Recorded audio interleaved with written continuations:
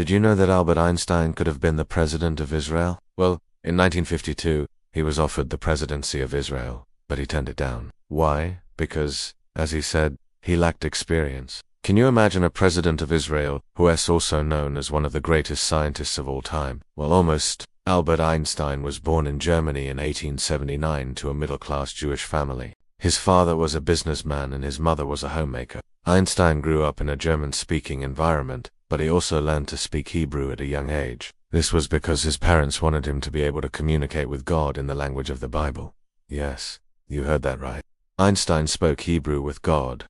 As a child, Einstein was fascinated by the natural world. He would spend hours watching the stars and trying to figure out how they worked. When he was 12 years old, he had an epiphany. He realized that everything in the universe is interconnected, and that everything is made of energy. This realization led him to become one of the most brilliant scientists of all time. But Einstein wasn't just a scientist, he was also a humanitarian.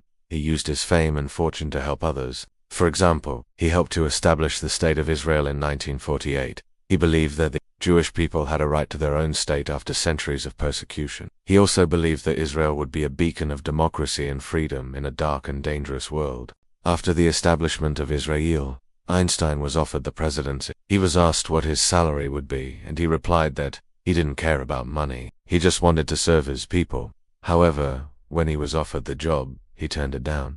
Well, because as he said, he lacked experience. It's hard to imagine anyone lacking experience at anything, especially someone as brilliant as Albert Einstein. But it's true, Einstein didn't have any political experience. He had never held an elected office and he had never worked in government. He was a scientist and a humanitarian, not a politician. In the end, David Ben-Gurion became the first president of Israel. He was a leader of the Jewish nationalist movement and he had fought for the establishment of Israel since the early 1900s. He was also a close friend of Albert Einstein. So what would have happened if Einstein had become president of Israel? We can only speculate, but it's interesting to think about what might have been. Would Israel have become a beacon of democracy and freedom as Einstein had hoped? Or would he have been too inexperienced to handle the job? It's impossible to say, but one thing is for sure, it would have been very interesting to see. Thanks for watching, and see you in the next video.